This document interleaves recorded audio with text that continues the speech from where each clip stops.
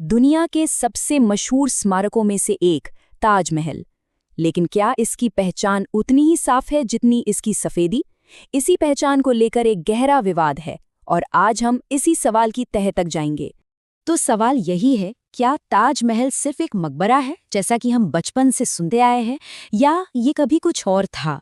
क्या वो कहानी जो हम सबने सुनी है वही पूरी सच्चाई है, या फिर इतिहास के पन्नों में कोई और ही हकीकत छिपी हुई है? देखिए, हमारा मकसद यहाँ किसी एक की तरफदारी करना नहीं है।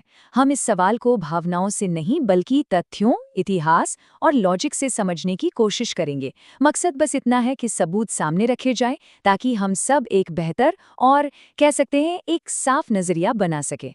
तो चलिए शुरू करते हैं। तो इस गुत्थी को सुलझाने के लिए सबसे पहले ये समझना जरूरी है कि स्थापित इतिहास क्या कहता है, मतलब वो कहानी क्या है जिसे पूरी दुनिया में मान्यता मिली हुई है। तो देखिए, ऑफिशियल रिकॉर्ड के मुताबिक कहानी शुरू होती है 17वीं सदी में। मुगल बादशाह शाहजहां ने इसे अपनी बेगम मुमताज महल के लिए एक मकबरे के तौर पर बनवाया था। और ये कोई छोटा मोटा प्रोजेक्ट नहीं था। इस विशाल इमारत को बनाने में लगभग 22 साल लगे, सोचकर देखिए। और इसमें हजारों कारीगरों और मजदूरों की मेहनत शामिल थी। अब ये कहानी सिर्फ सुनी सुनाई बातों पर आधारित नहीं है। इसके पीछे ठोस सबूत हैं। इसको सपोर्ट मिलता है मुगल काल के सरकारी दस्तावेजों से, उस समय के इतिहासकारों द्वारा लिखी गई किताबों से, और यहाँ तक कि उन विदेशी यात्रियों के लिखे हुए विवरण से भी जो उस दौर में भारत आए थे। आर्किटेक्चर का विश्लेषण भी इसी तरफ इशारा करता है। लेकिन हर कहानी का एक दूसरा पहलू भी होता है ना? तो यहाँ एक और कहानी है जो इस ऑफिशियल इतिहास को सीधे सीधे चुनौती देती है। और ये दावा है कि ताजमहल असल में एक प्राचीन शिव मंदिर था जिसका नाम था तेजो महालय। अच्छा, अब इस दावे के पीछे जो तर्क दिए जाते हैं वो काफी दिलचस्प हैं। इसको मानने वालों का कहना है कि इमारत में जो कमल और कलश जैसे चिन्ह हैं वो हिंदू वास्तुकला की निशानी है। वो उन कई सीलबंद कमरों का भी जिक्र करते हैं जिनके बारे में उनका विश्वास है कि शायद उनके अंदर शिवलिंग या हिंदू देवी देवताओं की मूर्तियां हो सकती हैं। इसके अलावा यमुना किनारे मंदिर बनाने की परंपरा और पुराने नक्शों और नामों की अलग अलग व्याख्या करके भी इस दावे को सपोर्ट किया जाता है। तो अब हमारे सामने दो बिल्कुल अलग अलग कहानियां हैं।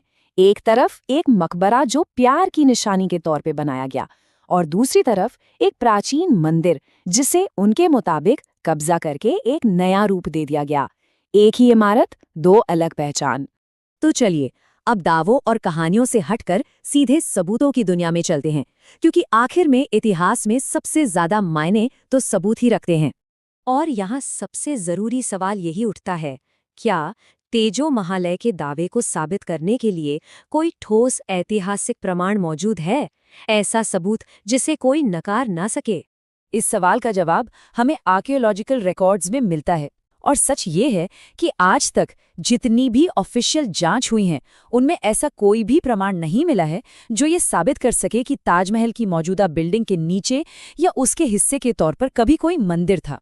इसका मतलब क्या हुआ? इसका मतलब ये है कि न तो कोई ऐसा शिलालेख मिला है, न ही कोई देवी देवता की मूर्ति, और न ही मंदिर जैसी कोई पुरानी संरचना जिसे वैज्ञानिक रूप से प्रमाणित किया जा सका हो कि वो शाहजहां के समय से पहले की है। और देखिए, जो ऑफिशियल संस्थाएं हैं उनका रुख भी बिल्कुल साफ है। भारतीय पुरातत्व सर्वेक्षण यानी ASI, जो भारत की ऐसी सभी धरोहरों की देखभाल करती है, वो आधिकारिक तौर पर ताजमहल को एक मकबरा ही मानती है। इतना ही नहीं, इस मामले को लेकर जो भी याचिकाएं अदालतों में दायर की गईं, उन्हें ठोस सबूतों की कमी की वजह से खारिज कर दिया गया। अब देखिए, ये बहस सिर्फ एक इमारत के बारे में नहीं रह जाती है। ये हमें इतिहास और आस्था के बीच के बुनियादी फर्क को भी सामने लाती है। और ये समझना बहुत जरूरी है, इतिहास एक विज्ञान की तरह है। ये सबूत मांगता है, दस्तावेज और तथ्य मांगता है। वहीं दूसरी तरफ आस्था एक विश्वास है जिसके लिए जरूरी नहीं कि कोई भौतिक प्रमाण हो। और इस विवाद में ये दोनों दृष्टिकोण आपस में टकराते हैं। तो फिर उन कमल या कलश जैसे प्रतीकों का क्या? इस पर इतिहासकारों का कहना है कि सिर्फ इन प्रतीकों का होना किसी इमारत को मंदिर साबित नहीं करता। अब सवाल है, ऐसा क्यों? क्योंकि मुगल वास्तुकला की खूबी ही यही थी कि वो अलग अलग संस्कृतियों का एक बेहतरीन संगम थी। ये भारतीय, पारसी और इस्लामी शैलियों का एक अनूठा मिश्रण था। इसमें स्थानीय कारीगरों और परंपराओं का बहुत बड़ा योगदान था। तो इसलिए भारतीय कला के तत्वों का मिलना बहुत ही स्वाभाविक था, बल्कि ये तो उस दौर की कला की पहचान ही थी। तो अब हम इस पूरे विश्लेषण के सबसे अहम हिस्से पर पहुंचते हैं। असली सवाल सिर्फ ताजमहल के बारे में नहीं है। असली सवाल ये है कि हम अपने अतीत, अपने इतिहास को देखते कैसे हैं। क्या हम सबूतों के आधार पर सच को स्वीकार करते हैं या उससे अपनी मान्यताओं में फिट करने के लिए बदलने की कोशिश करते हैं? ये एक बड़ा सवाल है। तो आज की तारीख में स्थिति बिल्कुल साफ है। ताजमहल का एक मकबरा होना ऐतिहासिक और पुरातात्विक रूप से प्रमाणित है, जबकि तेजो महालय का दावा अब तक बिना किसी ठोस सबूत के सिर्फ एक सिद्धांत मात्र है। लेकिन हाँ, हमें ये भी हमेशा याद रखना चाहिए कि इतिहास कोई पत्थर की लकीर नहीं होता। ये हमेशा नए सबूतों और नई खोजों के लिए खुला रहता है।